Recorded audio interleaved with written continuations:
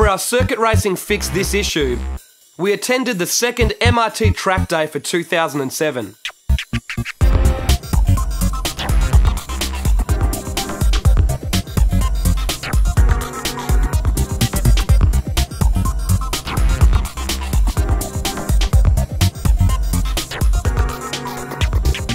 We're out here at Wakelfield Park for another MRT Track Day. That's been a pretty interesting day so far, with a wet track this morning that was dry at lunchtime, and now the rain's starting to come down again. MRT hold regular track days for their customers and associates at Wakefield Park in Goulburn. These track days are more than just a joyride though. MRT use these days to help beginners learn more about their car and its limits, and provide advice and coaching for more experienced drivers to help improve their lap times. Brett Middleton from MRT starts the day with a track inspection. This is done so he can talk the drivers through some of the different lines and speeds used around the course. If you're brave, speed down the straight and through that corner doesn't always necessarily mean a quick lap, because you want to turn in late because it's a wide exit, so you can accelerate up here. And then of course, as you clip that corner, even if the car doesn't want to run wide out here, get into the habit of running out here anyway, because then you've got an absolute flat out run up to the top of the hill. The walk is very informative, as it allows drivers to learn every part of the track and check its condition, as well as receive some driving tips. As Brett said, slow in, fast out, it applies at Wakefield Park more than any other circuit because it's on a hill. So you know, you're either climbing a hill, which means you need to get on the throttle early, or you're trying to brake on the side of a hill, which means you need to get your braking done early as well. So slow in, fast absolutely does apply.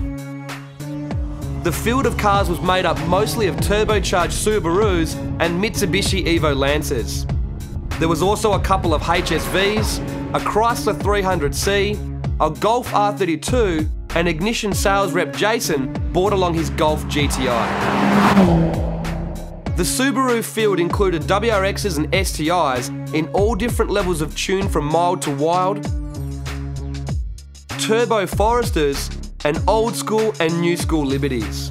Yeah, I'm Asher, and this is my 04 Subaru Liberty. We've taken it to MRT and got a new top mount intercooler and pod filter and bigger brakes and full suspension setup, and the computer's been retuned. I've been practicing my lines this morning, so I'm definitely getting quicker.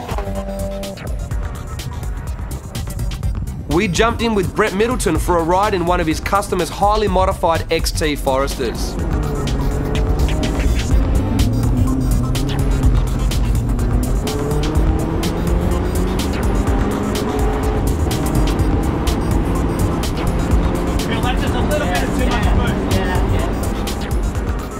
Then we stepped it up a notch and went for a ride in Brett's Evo Lancer.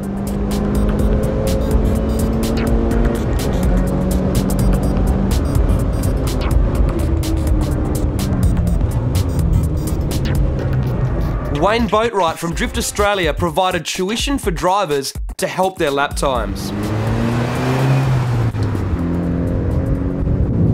When did you start turning in? Oh, back there, way back there, yeah. So I'm on a straight line from this apex to the outside, and I want to end up right here. Right in the climb to this corner. There we have a little left side, have a little left foot straight, and back on the top. I'd probably turn in a bit earlier than that. Mid-track here, earlier, probably need to turn earlier. We'll use the whole track on the exit. Now we decided to bring Project STI out to the MRT Track Day to give it a bit of a shakedown and see where it's performing well and what other parts need to be upgraded. Now in terms of the engine and drivetrain, the car performed faultlessly, but it does need to have the brakes slightly upgraded, and the 110,000 kl suspension is really letting the car down, as are the normal street tyres. So from here, obviously some semi-slicks, some new suspension and brakes will help the car out a lot. We got Brett from MRT to have a drive and give the car an assessment and to show how it's done. I mean, the car's got a reasonable amount of grunt for what it is, but it could be a lot better because obviously the check engine light's on, which means it's the ECU is pulling out a bit of ignition timing and a bit of boost. Because it's got the ECU tuned with us with Ecutech, it'll be safe, because it's just protecting the engine because it's detected the fault code. driving through the kink without lifting off at over 180 k's an hour on street tyres certainly was entertaining. Some semi-slicks or some R-Series tyres, it'll be a lot better because you can feel it washing out under corners. A Whiteline upgrade would make a big improvement on this car. Late in the afternoon, the heavens opened up and turned the track into a giant skid pan. A heap of standing water made it almost impossible to practice. Some drivers kept at it, while others packed up for the day. But I decided to use the wet track in the best way possible.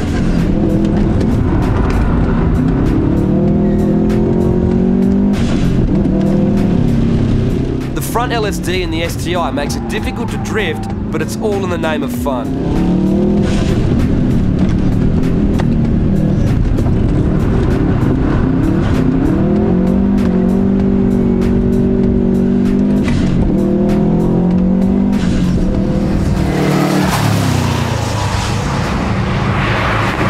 If you're interested in learning more about your car and having some fun in a safe, legal environment, get in contact with MRT at mrtrally.com.au. Australia's only dedicated drifting publication is back with Drift Central 2.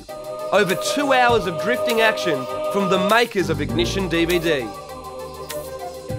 There's coverage of the entire 2007 Toyo Drift Australia Championship Series with an exclusive feature on the final round. See Australia's top drivers and wildest drift cars, including the GT Autosound twin-turbo V8 Skyline, the Slide Effects Drift Team, Corporal Christian Pickering in the CTS 180SX, Darren Afro Appleton, plus many more. See exclusive footage from international events and features on the HKS NZ S15 and Mad Mike's triple rotor RX-7 from New Zealand. It's a must-have for every drifting fan. Only $14.95, it's available from all leading newsagents and Autobarn stores. For an insight into the world of custom paint with exquisite customs, head to the product review section in Ignition X.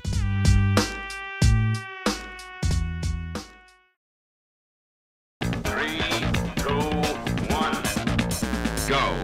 Right now, when you purchase a 10-issue subscription to Hot 4's magazine for only $89.50, you'll also receive a 5-issue subscription to High Performance Imports worth $49.75 absolutely free.